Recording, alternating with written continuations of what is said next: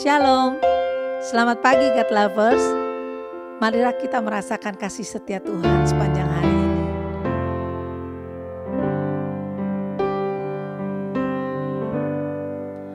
Hanya dekat kasih-Mu Bapa, jiwaku pun tentram. Engkau menerimaku dengan sepenuhnya, walau dunia melihat rupa, namun Kau memandangku sampai ke kedalaman hatiku. Tuhan, inilah yang ku tahu, Kau mengenal hatiku jauh melebihi semua yang terdekat sekalipun. Tuhan, inilah yang ku mau, Kau menjaga hatiku supaya kehidupan memancar senantiasa, supaya kehidupan memancar senantiasa.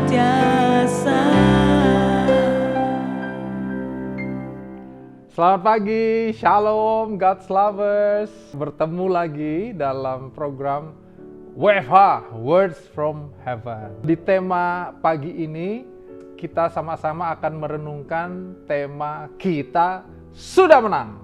Bisa katakan sama-sama nggak di rumah?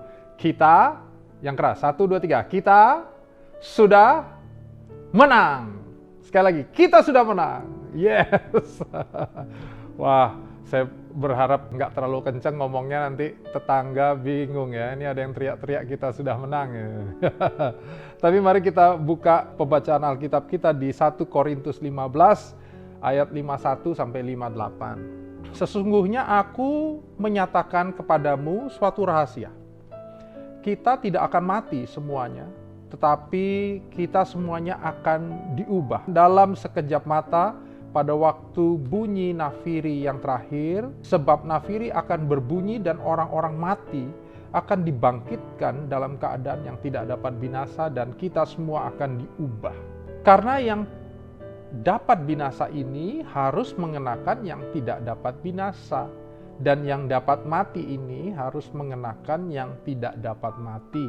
Dan yang dapat binasa ini mengenakan yang tidak dapat binasa, dan yang dapat mati ini mengenakan yang tidak dapat mati. Maka akan genaplah firman Tuhan yang tertulis, maut telah ditelan dalam kemenangan. Hai maut, di manakah kemenanganmu? Hai maut, di manakah sengatmu?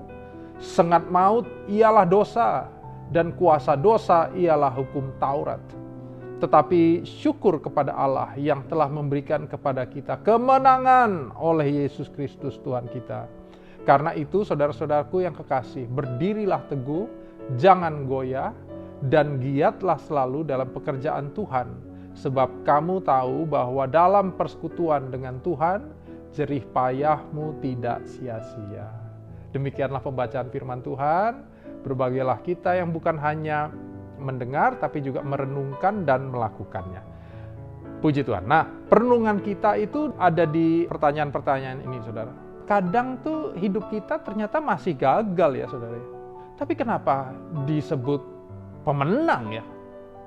Kok kita sebagai seorang percaya kadang-kadang bisa bilang, aku nih menang, aku nih pemenang. Bahkan ada lagunya ya, lebih dari pemenang, gitu. Kenapa kita disebut pemenang? Bahkan kadang-kadang kita merasa ada masanya kita lagi down banget dan kita merasa hidup kita penuh kegagalan. Bagaimana kita bisa disebut pemenang? Apa yang konteks Alkitab ini terangkan mengenai kemenangan? Bapak, Ibu, Saudara, ayat-ayat yang tadi kita baca merupakan ayat-ayat yang menurut saya luar biasa dan mengubahkan hidup saya. Kenapa? Karena ayat-ayat tadi mengemukakan bahwa memang menurut daging kita, dalam kedagingan kita itu sering kalah, ya. Kita ini sering jatuh dalam dosa. Bagian Alkitab yang Paulus catatkan ini bahkan menerangkan tentang kebangkitan orang mati. Tapi yang menariknya, kebangkitan orang mati dalam hidup yang kemenangan itu dilandaskan. Nah, perhatikan ini, dilandaskan bukan kuat dan gagah kita. Bukan karena prestasi kita. Bukan yang lain, tapi ini dilandaskan oleh kemenangan Kristus. Itu yang Allah lihat ada dalam kita. Untuk itu makanya baiklah kita mempunyai kemenangan Kristus itu dalam kita dengan menerimanya sebagai Tuhan dan Juru Selamat. Ada yang cuma pingin menerima dia sebagai Juru Selamat aja. Yang penting aku selamat. Tapi ini satu paket, saudara, Tuhan dan Juru Selamat. Menerima dia sebagai Tuhan artinya menerima dia sebagai penguasa hidup kita. Saat kita menerima dia sebagai Juru Selamat yang menyelamatkan jiwa kita, hidup kita daripada dosa dan masuk kepada kekekalan, kita juga menerima dia sebagai Tuhan. Artinya kita menerima dia menguasai hidup kita. Haleluya. Menguasai keputusan-keputusan kita. Menguasai emosi kita, katakan amin. Ya, mungkin ada orang yang, aku tuh Pak kalau udah marah, tidak terkendali. Mari kita belajar, jadikan dia sebagai Tuhan. Supaya Tuhan yang mengendalikan hidup kita. Dan kita bisa mensubmit semua yang dalam hidup kita di bawah kaki Kristus. Amin ya saudara. Aku Pak suka nggak terkendali. Nah, jangan-jangan kita yang nggak menjadikan dia sebagai Tuhan, yang mengendalikan hidup kita. Oh, hari ini melalui pembacaan firman Tuhan, kita harus ketahui bahwa keselamatan kita nggak gratis, saudara. Ya, mahal harganya keselamatan kita itu. Kita nggak sanggup bayar, makanya Tuhan yang bayarkan buat kita. Dia bayar, dia tebus kita, supaya kita menerimanya melalui dia, melalui Kristus. Tapi keselamatan itu sendiri mahal. Dia yang sudah membayarnya, menebus kita, supaya kita menerima keselamatan itu dan ada bersama-sama dengan dia. Menang bersama dia. Jadi kalau kita sekarang menang, pastikan bahwa kita menang dalam Kristus. Karena memang kita nggak bisa menang tanpa Kristus. Di ujung perenungan kita, mari fokus pada kemenangan yang dia berikan. Dan berjalanlah dalam pertobatan, dalam anugerahnya. Amin. Mari kita berdoa. Bapa, terima kasih. Kami tahu kami menang, kami sudah menang. Tapi kami menang karena Engkau yang memberikannya buat kami. Untuk itu biarlah hidup kami submit, kami tunduk di dalam otoritas Engkau, Yesus Kristus, Allah dan Tuhan kami. Sehingga hari-hari kami jalani dalam kebenaran-Mu. Hari-hari kami jalani di dalam anugerah Tuhan. Terima kasih Bapa, berkati dimanapun kami berada. Biarlah terutama hari ini Tuhan, kami boleh memulai suatu hidup yang senantiasa dalam pertobatan, dalam rencana-Mu. Dalam nama Tuhan Yesus, sama-sama katakan, amin. Haleluya.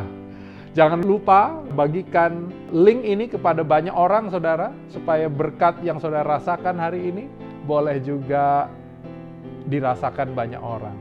Tuhan Yesus memberkati.